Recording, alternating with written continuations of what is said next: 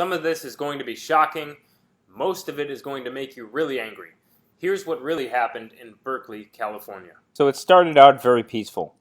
The police checked us all at the gate, as they have at many Berkeley rallies, for any sort of masks, eye goggles, sticks, mace, or anything that can hide our identity. As we walked into the park, it was very cool, calm, and collective.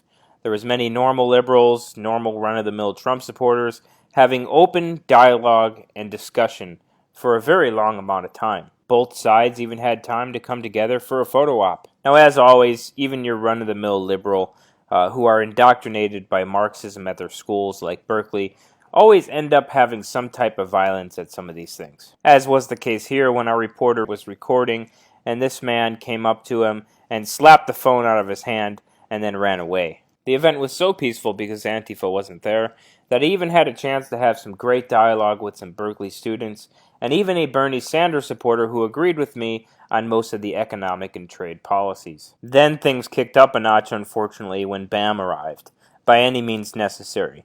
The organization run by Yvette Falarca, who was seen also on Sunday violating her bail by kicking one of the Trump supporters in the back of the knee. Many of the members of BAM, by any means necessary, were documented on film gathering around, intentionally and aggressively surrounding peaceful Trump supporters, yelling at them, calling them names, and even causing violence in some cases. This resulted in a few of the Trump supporters actually having to be escorted out by the police for their own safety. Then some of the lone wolf, loner-type Antifa members arrived, and almost immediately started to attack Trump supporters. This, of course, resulted in them getting arrested and taken down by the police. Then things really took a turn for the worse.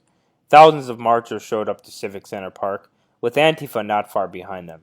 Once Antifa reached the front of the rinks, they were greeted and actually applauded by the liberal marchers as they arrived. Now here's where things get really concerning. Members of the BAM organization showed up with a large stake bed truck with hundreds of shields, sticks, and weapons on them. They began to park right in front of the park, right in front of the police officers who were watching them doing nothing, and commenced to hand out the shields and the sticks that they had on the back of the truck to the Antifa members. Now these shields had the words "No Hate" painted on them in bright colors. Now these are also the same shields that say "No Hate," which the Antifa members used to beat people over the heads with and also jab into the torso of peaceful protesters. As you can see here, Joey Gibson and a couple of his friends showed up peacefully into the park with their hands up, and almost immediately a large group of Antifa members gathered around them and beat them down with those same shields that say "No Hate" on them. Further down towards the front of the park, a 16-year-old boy and his father were also attacked by Antifa members, who ironically, again, were carrying the shields that said "No Hate." In one case, one of the Antifa members used one of the shields to push the boy to the ground and beat the father while they were down. We actually had a chance after the rally, a couple 100 miles away, where we coincidentally ended up at the same McDonald's to interview the boy and his father about the event. In the middle of the park, a much older gentleman, which looks to be a senior citizen, was also violently attacked by the Antifa members, who also were using the shields that said "No Hate." Many journalists and other people over the weekend were also attacked by the Antifa members, including this left-leaning liberal journalist who was wrapped up in a banner by the Antifa members and then had his phone stolen as they ran away. One of our friends, Arthur Shopper, who earlier in the day was enjoying many different versions of peaceful dialogue with many different people, was quite literally eventually chased down the street by Antifa, where they spit on him, threw glitter on him, hit him, stole his hat and his glasses, and chased him all the way to a Valero gas station where, coincidentally, we were passing by and we were able to rescue him from the group of alt-left Antifa members.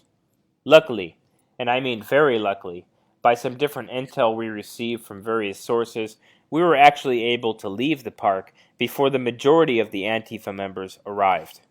After we left and after we rescued Arthur, we were then almost immediately followed by many people in their cars who were at that gas station watching us as we left.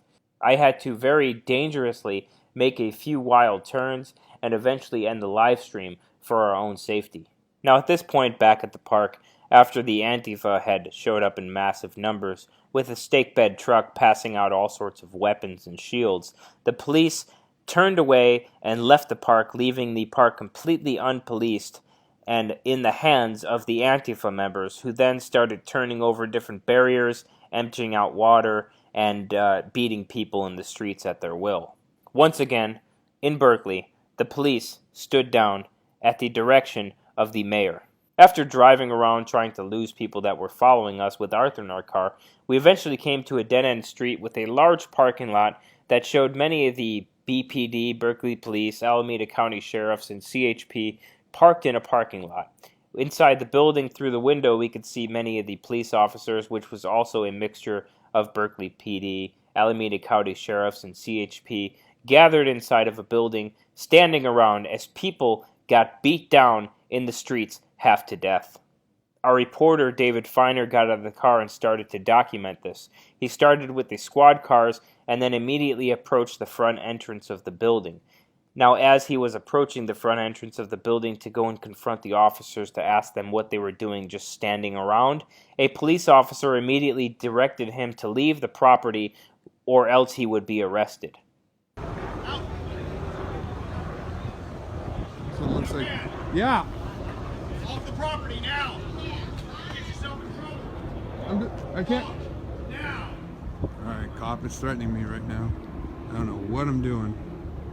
Now, this comes after Francis Marion from American Freedom Keepers actually called them before the rally, prior to the rally, to ask them how they were going to handle the situation. They basically turned him down, shunned him, and said essentially that they were going to do nothing. Now, if anything is evidence of this, we could see on Sunday that after Antifa arrived, the police did absolutely nothing.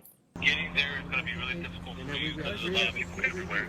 Okay. So you can keep walking south, away from the park. The further away you get from the park, the better. Okay. Get away from the park.